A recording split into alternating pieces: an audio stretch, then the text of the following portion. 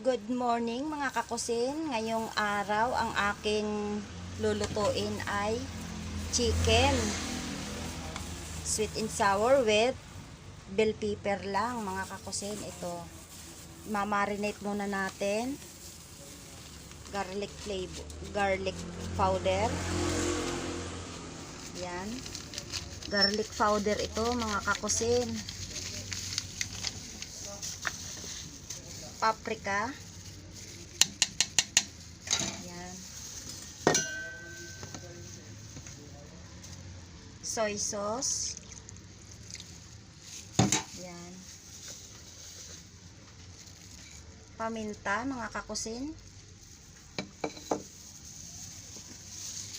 Oyster sauce. Oyster sauce mga kakusin.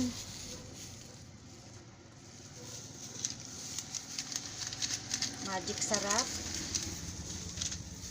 Haluin na natin at imamarinate muna natin mga kakusin. Marinate natin siya bago natin iluto. Marinate muna natin siya ng mga kahit 1 oras lang mga kakusin. Haluin natin maigi para yung mga paprika at saka paminta ay ma-absorb ng kanyang laman. Sweet and sour ito mga kakusin. Tapos ang ano lang, ang halo lang niya ay bell pepper lang. 3 pirasong bell pepper mga kakusin. Ayan, ang bango na mga kakusin. Ang bango-bango na. Tapos mga kakusin ay iset aside muna natin siya. Ayan. Lamasin natin maigi ang bango. Ayan, napakabango niya mga kakusin. Napakasarap na naman itong ulam. Iset aside muna natin mga kakusin at mamaya ay igigisa natin after 1 hour. Yan, ang sarap ng amoy niya. After 2 hours mga kakusin ay pinalambot ko ang minarinate kong manok. Ito na siya mga kakusin. Yan, pwede na natin siyang igisa mga kakusin at timplahan sa aking chicken sweet with bell pepper. Yan mga kakusin, update ko kayo at igigisa na natin. Yan ay pinakuluan ko na sa kanyang mga ingredients na i-marinate ko sa kanya mga kakusin. Kaya yan okay na siya, luto na siya mga kakusin. Na natin mga kakusin ang manok.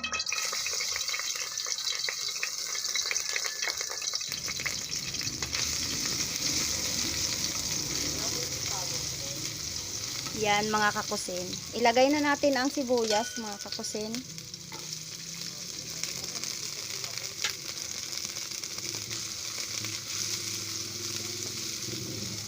Bango mga kakusin, super sarap. Ilagay na natin ang manok kasi ang manok mga kakusin ay luto naman na. Luto na siya. At siya ay pinakuluan ko na at para lumambot na. Yan. Lalagay na natin ang chicken.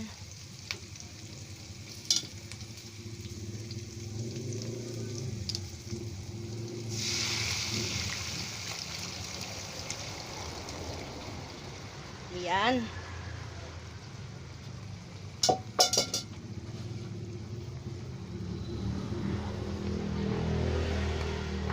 Ayos na ayos ang amoy mga kakusin.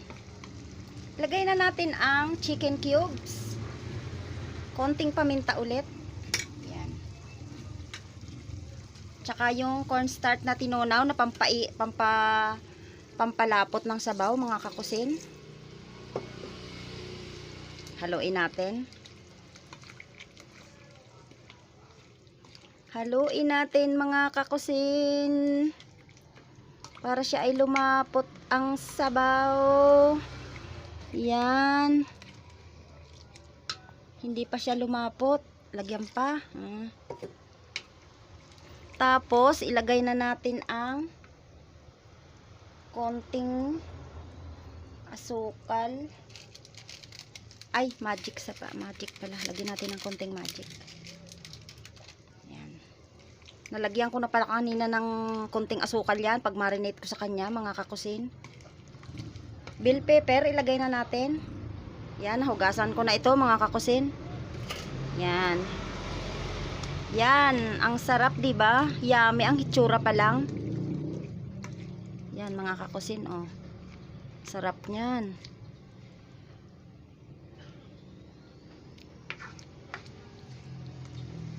Wow. Ang sarap, mga kakusin. Yan, kumukulo-kulo na ng kaunti. Malapot na siya.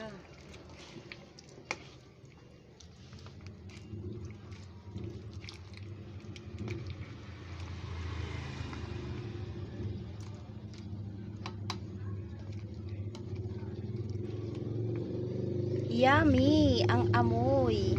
Nilagyan ko rin yan, mga kakusin, ng konting vinegar kanina pag marinate ko sa kanya, kasi ang ginamit kong pangsabaw sa kanya kanina ay yung pinang marinate ko sa kanya, mga kakusin. Yan. Pwede nyo po itong gamitin, lutuin sa inyong bahay, mga kakusin, at favorite ko ito ng mga bata pagka ganitong luto. Manamis-namis siya na maasim-asim, mga karils, mga kakusin pala. Yan.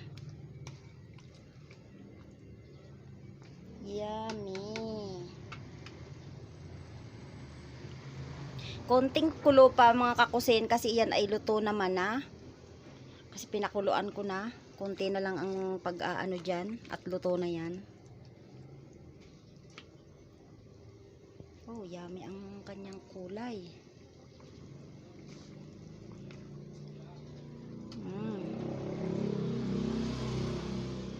Konting kulo na lang yan, mga kakusin, ay luto na yan. Pwede nyo ito, mga kakusin, gayahin sa inyong mga bahay. Magluto na rin po kayo ng ganito. Madali lang po ito, mga kakusin. Yan. Ito po, mga kakusin, ay sa version ko. Chicken sweet with bell pepper ang kanyang pangalan sa menu. Sa menu ko. Hanggang dito na lang, mga kakusin, ang aking niluluto. Hope na may natutunan kayo sa araw na ito, mga kakusin, at umaasa ako na lulutuin nyo rin to sa bahay nyo para sa inyong mga bata. Paborito nila ito. Maraming salamat, mga kakusin. Pakiusap naman po, mga kakusin, pa-subscribe naman po na aking YouTube channel at saka click notification